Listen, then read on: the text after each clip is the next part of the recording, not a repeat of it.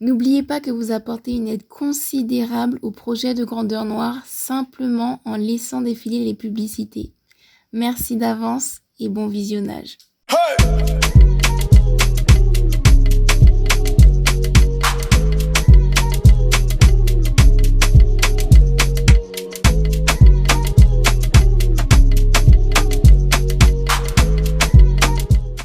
Bienvenue sur Grandeur Noire dans l'émission Osons, Réalisons, Triomphons. Ici, je suis avec la reine Brigitte Oussou, la grande, l'impératrice, vraiment impériale. Je la trouve impériale, vous allez vite comprendre pourquoi. Et c'est un grand honneur vraiment qu'elle nous dégage du temps parce que c'est une femme d'affaires extrêmement occupée. Donc merci au nom de tous les abonnés Grandeur Noire de nous recevoir déjà au Café Massaï. Merci beaucoup Brigitte. C'est un réel plaisir pour moi. Bienvenue au Café Massaï. Grandeur Noire, vous êtes chez vous. Grandeur Noire et la communauté Grandeur Noire, vous êtes chez vous. Vous avez entendu, donc là, il faut se précipiter. Il y a le Café Massaï où on est, mais il y a aussi la Villa Massaï.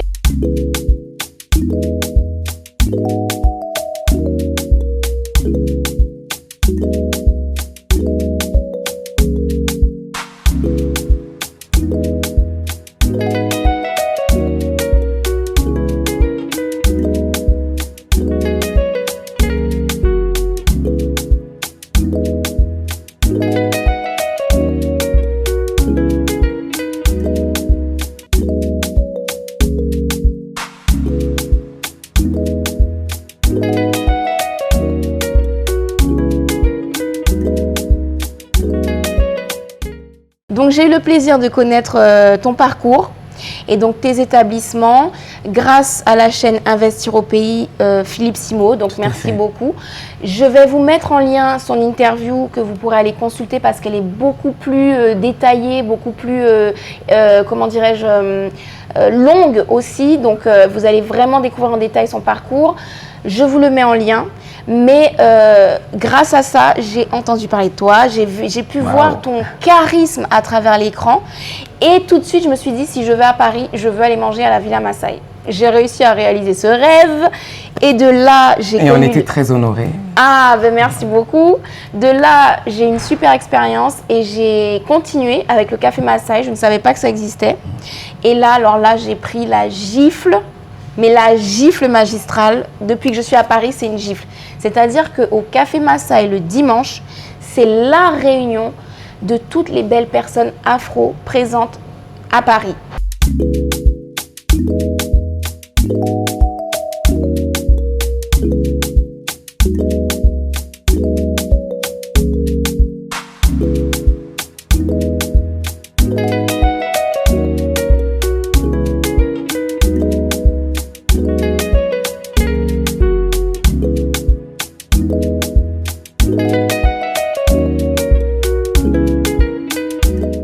Donc quand je dis belle personne, c'est la mentalité de gagnant, d'entrepreneur, d'audacieux, des personnes élégantes, des personnes avec un bon état d'esprit. Vraiment, il y a une communion, je trouve. Et en plus, il y a toutes les communautés pour le coup. J'ai pu voir des personnes arabes, asiatiques. Donc vraiment, le dimanche au Café Massaï, immanquable. Et du coup, j'ai pu la rencontrer en chair et en os. Brigitte Oussou. Je vais rougir. Donc merci, vraiment merci, elle a accepté l'invitation. Et là, elle va nous parler aujourd'hui de son parcours parce que on voit la famille Oussou avec de grands succès. À chaque fois, ils touchent quelque chose, ça se transforme en or. Wow. Et là, on se dit, mais waouh! Mais le problème, c'est que souvent, on voit l'aboutissement de la réussite. On ne s'attarde pas tellement sur le parcours. Et l'intérêt de cette émission, c'est de montrer qu'une réussite n'est pas linéaire et qu'il faut s'accrocher. Ça ne vient pas comme ça. Donc, on va commencer dans l'ordre chronologique. À l'école, que ce soit dans les petites classes et ensuite au collège, au lycée, comment tu te sentais? Je me sentais bien, je me sentais bien, je pensais me sentir bien en fait, parce que je suivais le mouvement. J'étais à l'école en banlieue, précisément au Blanc-Ménil. Et malheureusement, beaucoup de personnes de ma génération 80, 70, 75, etc., ils se reconnaîtront, qui ont fait l'école en banlieue. On est souvent dirigés vers des mêmes sections. On nous cantonne à des, d'office. Ça a duré très longtemps parce que même moi, c'est pareil. Je pense que même maintenant encore, ça existe. Mais c'est quand on est dedans, on ne se rend pas compte, on pense que c'est une normalité. Mais merci Internet, merci les réseaux sociaux, merci l'ouverture au monde. Et aujourd'hui, nos jeunes, ceux qui arrivent après, ne feront pas les mêmes erreurs que nous. Exactement. En tout cas, ils atteindront leur objectif beaucoup plus vite que nous. De notre côté, seule une minorité qui osait sortir de notre petit département du 93, qui osait aller voir ce qui se passe ailleurs, ont réussi à créer des connexions. Ça a été ma chance de rencontrer des belles personnes. Sinon, au départ, ouais, on était cantonnés. Moi, j'ai fait au départ un bac pro, un premier bac pro, secrétariat. Je me suis emmerdée à mourir. C'était limite easy, je me suis emmerdée. Après, du coup, je l'ai fait en 1 an. J'ai dit non, je ne peux pas m'arrêter là. Je refais encore un cursus en bac pro comptabilité, mais je n'aimais pas du tout. Et à la suite de ça, c'est simple. Après des bacs pro, va travailler. Mais à la maison, mes parents qui avaient un niveau scolaire assez bas, mais qui étaient venus en mission en France. Leur objectif, c'était mes enfants iront plus loin que nous. On l'avait déjà fait parce que eux, le but 1, c'est le bac en poche. Mais en fait, moi, dans ma tête, ça ne me suffisait pas et j'étais encore jeune, j'avais aucune responsabilité. Très bien chez mes parents, des parents aimants, on manquait absolument de rien. Et donc, des parents qui me disaient, allez encore à l'école. Mais à l'école, on nous disait, t'as atteint tes limites en fait, va travailler. Ok, bon, j'avais fait ces 2 bacs pro, j'ai dit, bon, ok, je vais aller sur le marché du travail pour voir ce qui s'y passe. Et là, ça a été la révélation. J'avais la chance de m'approcher, de fréquenter, de coller les personnes qui avaient minimum 10 ans, 15 ans de plus que moi. Parce que j'avais déjà, sans le savoir, des ambitions grandes, mais je ne le savais pas encore. Donc j'ai travaillé, j'ai commencé, j'ai pas fait du tout de secrétariat ni de comptabilité. J'étais directement dans le commerce. J'étais au départ attachée commerciale de base, etc. Mais là, l'amour du commerce est né. Là, ça a commencé. Là, la guerre, elle a commencé. En plus, dans une société familiale qui partageait déjà les valeurs que j'avais. Et là, j'ai commencé à apprendre. J'avais la soif d'apprendre. Tout ce que j'ai appris sur le terrain, en fait, je pouvais pas. J'étais limitée en termes d'évolution parce que j'avais pas les bagages qui allaient avec. Et on est dans un pays francophone, latin. La première chose qu'on te demande, c'est des diplômes. C'est pas comme aux US. Je connaissais même pas encore les US. Pour moi, c'était à la télé. Mais j'avais envie d'évoluer, mais j'étais au maximum. Au niveau scolaire, j'étais au max. Au niveau professionnel, j'étais au max. Donc, toute ma vie, j'allais gagner 1 500 €. No way, impossible. Ah, j'ai dit non. Je me suis renseignée. J'ai été à Miroménil, je ne me rappelle plus de ce centre, pour pouvoir me faire conseiller, me faire réorienter. Donc, des personnes franchement, j'ai rencontré des belles personnes. Et à partir de là, j'ai pu reprendre mes études via le Greta. Et là, j'ai fait mon BTS Action Commerciale. De là, c'était une formation de 8 mois, mais qui me permettait de faire ce BTS. Par contre, c'était une classe où il n'y avait que des adultes en reconversion. Donc tout de suite, j'étais confrontée à ce monde d'adultes très vite. Et là, j'ai dit yes, je commence à sentir le goût de ce que j'ai envie de faire. Mais tu vois, je vais profiter pour dire aux abonnés de Grandeur Noire que la réorientation, il n'y a pas de moment de vie pour se réorienter. Il ne faut pas du tout que ce soit une honte, parce que bien au contraire, si on ne s'épanouit pas dans une voie, il ne faut pas insister obstinément en se disant « Ah non, il est trop tard, non, j'ai des enfants, ou j'ai tel âge, ou j'ai telle dette ». Non, à tout instant, s'il vous plaît, ayez le courage et l'audace de reprendre votre vie en main, de reprendre la direction. Donc franchement, bravo à toi de l'avoir fait. Eh ben moi, je remercie ces personnes qui aujourd'hui, que je ne vois plus forcément, mais ces personnes qui ont su m'aider à un instant T à être ce que je suis aujourd'hui. Donc je les remercie. En tout cas, ouais, j'étais contente. J'ai repris mes études. Et après, j'ai pu sortir de la société dans laquelle j'étais, qui était bien, mais j'ai atteint les limites. Voilà. J'avais un seul but, c'est rentrer dans une grosse structure du CAC 40. Je me suis battue. Je suis rentrée au départ en intérim. Et au travers de cet intérim, j'ai pu faire mes preuves. J'ai pas eu de problème à commencer en bas.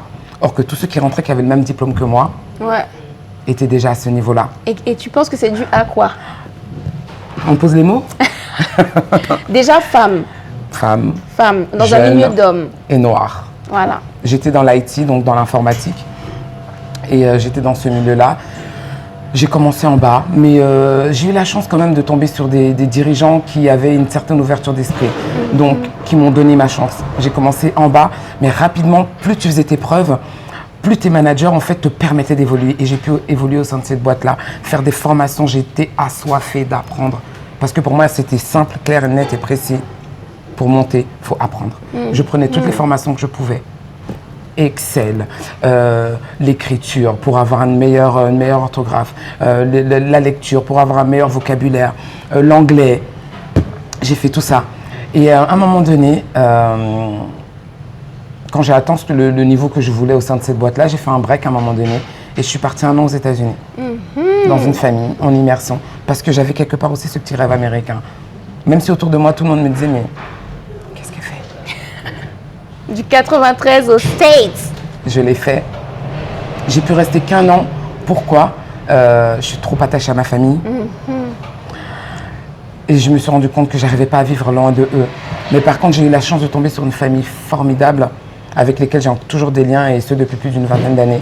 Ça m'a permis d'apprendre la culture américaine, cette ouverture d'esprit, la non-crainte, parce qu'en fait là-bas, il n'y a pas de tabou sur ces sujets-là. N'aie pas peur d'avoir des rêves, n'aie pas peur d'essayer d'aller chercher de l'argent honnêtement, n'aie pas peur de parler aux gens, malgré la différence. Quand je quittais ma banlieue, je montais sur Paris, il y avait des petites différences, mais rapidement, au départ, je vais faire du mimétisme. Mais après, merde, je suis moi, accepte-moi comme je suis. Par contre, charge à moi de montrer que ouais, je le vaux. Ouais, et ça s'est fait très rapidement. Et puis après, j'ai réintégré la société dans laquelle j'ai évolué, dans laquelle j'ai fait 15 ans.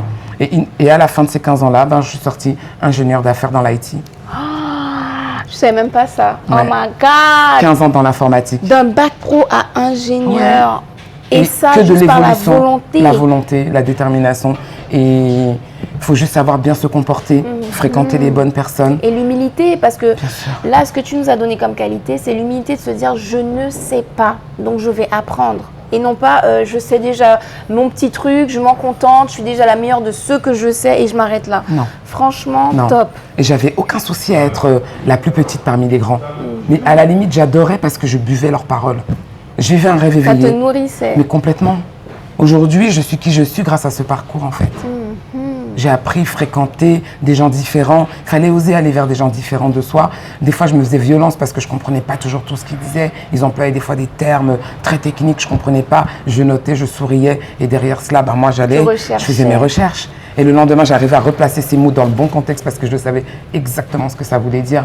Et j'arrivais, donc du coup, après, quand il s'agissait de faire des soutenances, des présentations, des appels d'offres, j'étais à l'aise en fait. Parce que j'ai écouté les grands. Est-ce que vous comprenez pourquoi j'ai dit royale? Elle est impressionnante, franchement. Oh là là. Et c'est pas fini. Là encore, je vais dire mon âge parce que j'ai aucun tabou avec ça. Je vais avoir 42 ans. Je bug un peu. 42 ans dans une semaine. Mais je vais encore prendre mes études pour faire un MBA. Et ça, je le pose là, en exclusivité, je te le dis. Bam! Ah ouais. Ah si. Merci pour l'exclusivité. Ah si. Et je vais reprendre ces études-là. Parce que ouais, c'est en retard, mais il n'est jamais trop tard en réalité. Alors je n'aime pas ce mot-là.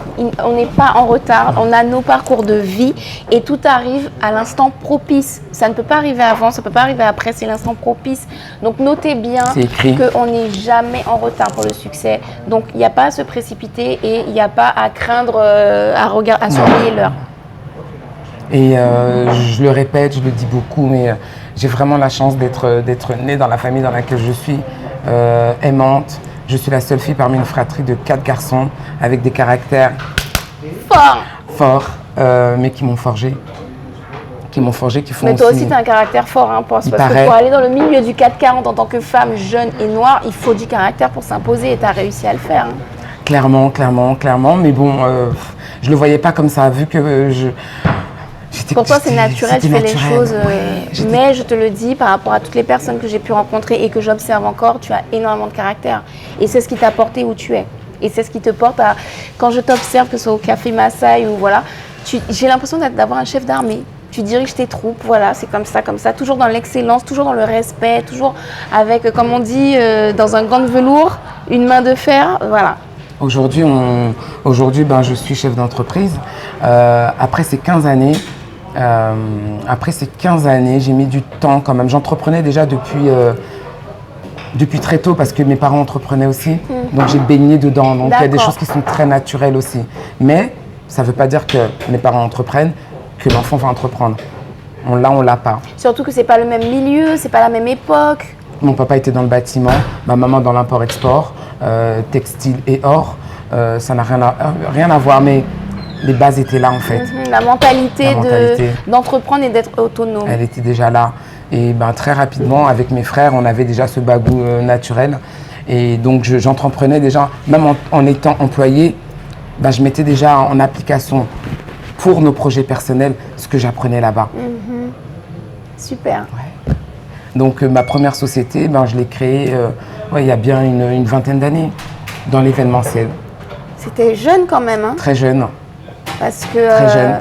Mais la question que je me pose, c'est du coup, aujourd'hui, tout le monde connaît Café Massaï, Villa Massaï, c'est incontournable. Et tout le monde sait que c'est en famille. Et je me dis, du coup, est-ce que du coup, tout de suite, la famille t'a soutenu, la famille a compris? Ou est-ce qu'il y a eu des anecdotes où il a fallu que tu tires un peu plus certains ou que certains... Comment ça s'est passé en fait? Ça s'est fait naturellement. Ça s'est fait naturellement. Donc depuis déjà la vingtaine, vous aviez l'habitude de travailler ensemble? On travaille ensemble. La force de mes frères et moi, c'est que on est comme cette main.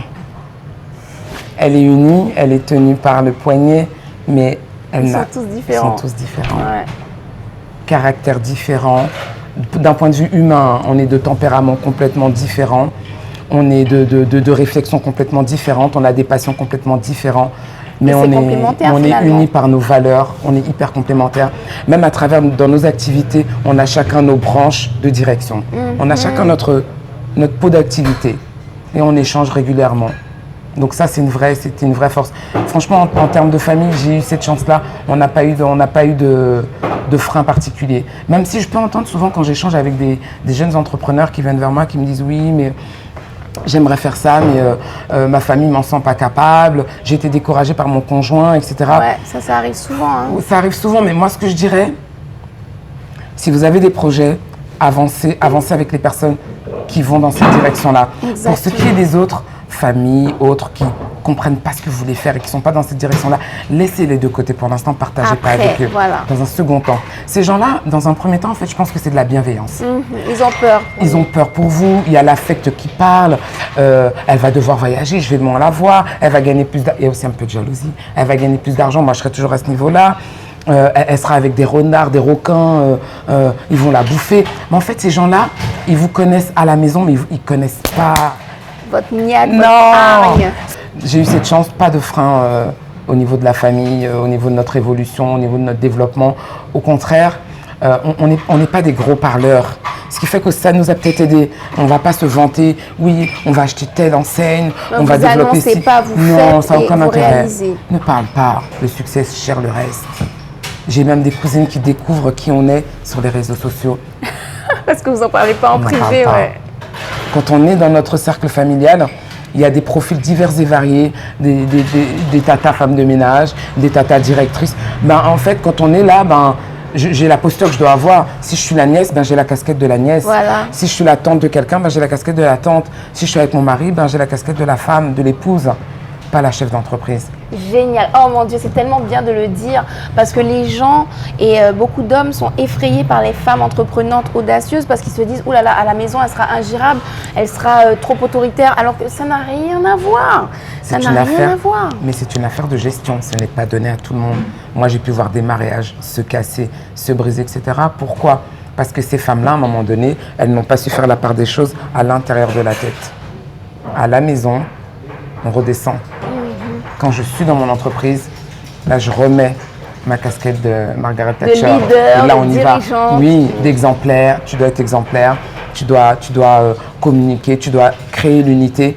Moi, je gère mes équipes comme je suis en famille, en fait. Je fais attention à eux. Je connais les dates de naissance des enfants. On festoie quand il y a des anniversaires. Je les encourage. Je les engueule aussi. Parce que je suis là pour faire grandir mes équipes. Voilà. Parce que le groupe grandit, mais on ne grandit pas tout seul en fait. Exactement. Et on oublie souvent, mais ce sont les petits clous qui tiennent les gros tableaux. Donc moi, il n'y a pas de petits soldats chez moi, on est tous ensemble. Excellent, voilà.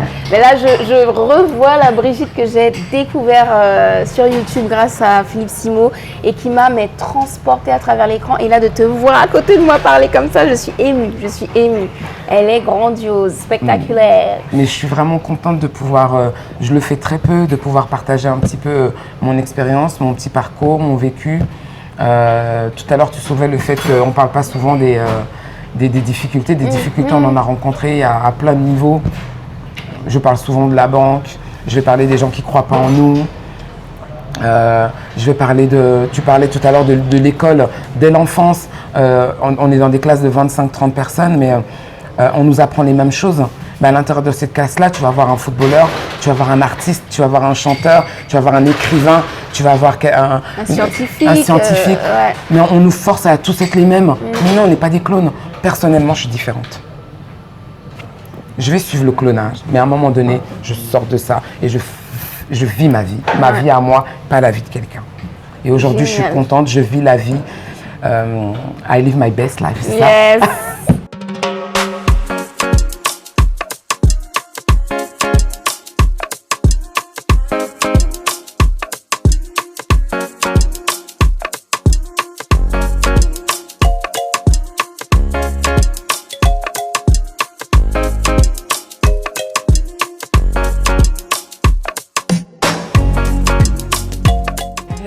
Tu m'avais posé, en off, tu m'avais posé une question un jour, tu m'as dit, mais Brigitte, quelle a été la plus grande des difficultés que tu as rencontrées dans ton parcours, etc. Eh bien, je vais te le dire aujourd'hui, parce que je ne le dis pas souvent, mais ça a été de passer d'employé à chef d'entreprise. Ah ouais. Parce que j'ai été chef d'entreprise et employé pendant plus de 17-18 ans. Je faisais les deux. Pourquoi? Pas assez confiance en moi, je pense. La peur de l'inconnu. Tu avais la sécurité d'un côté, ouais. Mais une belle sécurité. Ingénieur d'affaires, dans l'IT, aujourd'hui, c'est l'un des secteurs d'activité les plus rentables en tant que salarié, où on peut avoir des salaires assez conséquents. Pourquoi quitter cette zone de confort?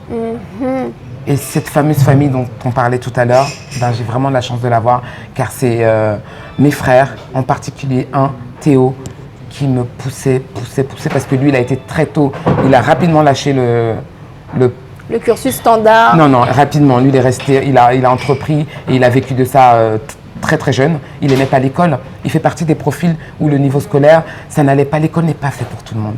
Ça, c'est clair. Très tôt. Enfin, la façon dont c'est diffusé, dispensé, le savoir, c'est clair que ce style d'enseignement, c'est pas fait pour tous. Tu l'as très bien dit, nous ne sommes pas des clones. Nous ne sommes pas des clones. Donc, j'ai ces frères-là qui m'ont, John aussi, et mon mentor, mon grand frère Placide, Pascal, bref. J'ai eu la chance de les avoir derrière moi. Franchement, je remercie le bon Dieu d'avoir nos parents qui nous ont donné cette éducation qui fait qu'on est une fratrie assez soudée. Et rapidement, au bout de tant d'années de double casquette, tu t'es lancé, tu as pris le risque. Et ça a été l'un de mes plus gros challenges. Parce que tu décides de partir, tu décides de laisser ta bouée pour aller nager, mais tu ne sais même pas si tu sais vraiment nager. Parce que tu as toujours nagé avec une bouée, ta direction. Moi, j'avais un rythme. Je me lève le matin, j'allais au bureau à 9h, on prend le café à 9h30, on papote, on bosse. À 18-19h, parce que plus tu prends des responsabilités, plus tu restes tard au bureau, c'est très francophone. Ça ne veut même pas dire que tu es hyper productive. Exactement. Et puis le soir, je rentre et mon salaire tombe, et puis je suis contente, et puis tout va bien. Là, il a fallu, quand tu lâches tout, ok, je suis livrée à moi-même. C'est 24 heures sur 24, 7 jours sur 7. Mais je commence par m'organiser comment? Je la rythme comment ma vie? J'ai eu un mois de battement, où un mois j'étais dans le cloud comme ça. Tu sais pas à quelle heure tu dois te lever, mais tiens, j'ai pas de patron, j'ai envie de faire la grasse matinée, je dors, ouais, mais... Moi, j'ai mon goal, moi, j'ai mon but. Et je vous dirai après, c'est quoi mon but. Et rapidement, je me suis dit, Brigitte, programme ta vie. Dès que tu te lèves le matin, programme ta journée, ta semaine, ton mois, ton année à venir. Dieu fera le reste. Mais en tout cas, toi-même, programme-toi. Et à partir de là, je me suis donné un tempo. Je suis quelqu'un, je me lève assez tôt. Dès le matin, je me concentre. Je me retrouve moi et moi. Je détermine ma journée. Et là, je réveille mes enfants. Je m'occupe d'eux parce que eux, c'est 50% de ma source d'énergie. Je les dépose à l'école et là, c'est parti. On démarre. Là, tu vois, c'est encore une fois très important ce que tu dis. C'est que tu démontres qu'on peut être une femme d'affaires couronnée de succès et en même temps gérer sa vie de famille. Donc, être une épouse et être une maman, c'est compatible. On nous a tellement fait croire à la télé, dans certaines séries ou dans certains films que non, il faut choisir. Souvent, on nous montrait des femmes qui ont réussi mais qui n'ont pas d'enfants, pour ne pas dire tout le temps. Et finalement, on finit par croire que c'est pas possible d'avoir du temps à accorder à des enfants quand on est dans un milieu aussi prenant que l'entrepreneuriat, alors que tu nous démontres que c'est faux. On peut gérer les deux. Tout est une question de, comme tu le disais, d'organisation. J'ai mis du temps quand même, parce que je vais être honnête, c'est pas du jour au lendemain que j'ai trouvé mon rythme. J'ai mis du temps au départ à trouver ce rythme-là qui me permettait de gérer l'ensemble. Et aujourd'hui, j'ai trouvé mon rythme. Après maintenant quasiment 2 ans où je nage seule. Je nage même en arrière. Je nage seule. Mon rythme est lancé. Tout est réglé. J'arrive à avoir du temps pour moi, mes enfants, pour le boulot. J'arrive à tout concilier.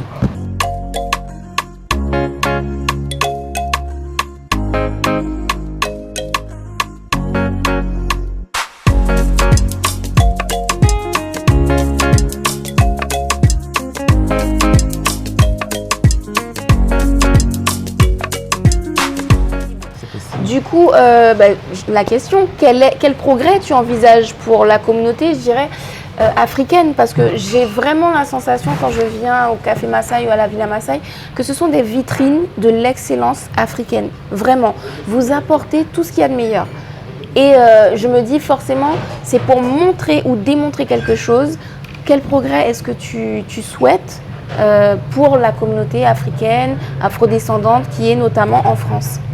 Il y avait une réelle volonté de mes frères et moi lorsque l'on a décidé de créer ce groupe de restauration composé de 3 enseignes, donc la Villa Massaï qui représente aujourd'hui le plus grand restaurant africain de France.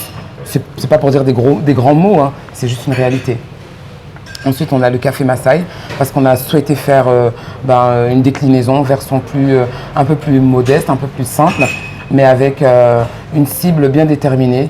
On est dans un quartier d'affaires où il n'y a que du CSP+, des cadres dirigeants ou des cadres dans le secteur de la finance, et à qui on offre la possibilité de découvrir d'autres plats dont ils ont l'habitude. Clairement, et puis surtout, il fallait se démarquer. On arrive dans un quartier où il y a déjà pas mal de restaurants, mais il fallait se démarquer. Mais l'idée, nous, c'était pas de faire ce qui se fait déjà, c'est déjà faire ce que nous, on sait faire. Partager notre savoir-faire, mais partager aussi notre culture. Notre richesse, ouais. Notre richesse. Mais surtout démontrer que l'Afrique, c'est pas ce qu'on montre à la télé, l'Afrique, c'est pas BFM, l'Afrique, c'est pas laisser ça là-bas. Merci. Non. L'Afrique, c'est beau, c'est chic, c'est bon, ça sent bon, c'est des valeurs, c'est du partage, c'est de la générosité, c'est du... Voilà. Moi, en tout cas, c'est le challenge que mes frères et moi avons décidé de relever à travers ces 3 enseignes-là. Ce que je voudrais, donc la question que tu m'as posée, c'est par rapport à quel message on veut passer aux jeunes ou quelle est notre vision sur l'Afrique, etc. C'est pas compliqué, hein. Dès qu'on a l'occasion, c'est d'intégrer des produits faits en Afrique dans notre cursus d'achat. Clairement, dans notre stratégie de développement. On n'a pas pu le faire dès le départ parce qu'il a fallu faire avec le local. Exactement. Mais là, dans notre stratégie de développement, c'est identifier sur le continent, aller à la source dans des villages, identifier des femmes qui font des produits tels que la tchéké. On va le chercher à la source. Maintenant, après, il faut tracer le chemin pour se le faire approvisionner. On va le faire. Moi, je suis déterminée. On a intégré, il n'y a pas très longtemps, le poivre du Cameroun, le poivre du Pendja. On a trouvé... Dieu sait faire ces choses. On nous a présenté un jeune homme dont la famille détient des hectares et produit ce poivre-là, qui était dans nos projets. Ça y est, c'est rentré dans notre carte, c'est rentré dans nos plats. Les gens le mangent déjà. Et on a un tas de produits comme ça, le bissap, je t'en parle pas. Bref, l'idée, c'est de pouvoir montrer que notre Afrique, elle est riche. Et nous, on s'estime être des ambassadeurs. Voilà, c'est exactement ça. Dans un second temps, c'est pas un rêve, hein, c'est un projet, ça va se faire. L'Afrique, on arrive. On arrive pourquoi? On arrive parce qu'on a cette jeunesse assoiffée d'apprendre. On a cette jeunesse... il faut qu'on aille apporter notre savoir-faire. Il faut qu'on aille compléter parce qu'il y a un vrai savoir-faire en local. Ils savent des choses qu'on ne sait pas. On sait des choses qu'ils ne savent pas. Il faut faire le trait d'union. Direct. C'est là-bas que ça se passe. Alors du coup, pour conclure en beauté, est-ce que tu as un mot à rajouter? J'ai un mot à rajouter. Donc, moi, je suis ici d'une génération qui n'avait pas Facebook un petit peu au début, Instagram, YouTube, tous ces trucs-là. On n'avait pas tout ça. Ouais. On s'en sortait. J'ai juste envie de dire à cette jeune génération, Instagram, Netflix, Facebook, bref, c'est bien, mais c'est pas la vie, c'est pas la vraie vie. Tout le temps que vous passez à poster vos photos, à la dopamine, est-ce que j'ai eu mon niveau de likeomètre? Laissez ça, ça remplit pas le compte en banque. Le temps que vous allez passer, convertissez-le à lire un livre. Vous n'aimez pas lire, convertissez-le à écouter des audios qui vont vous monter en compétences. Faites-le, échangez, sortez, allez vers des gens qui vous stimulent sur les réseaux sociaux, les influenceuses, etc. C'est canon.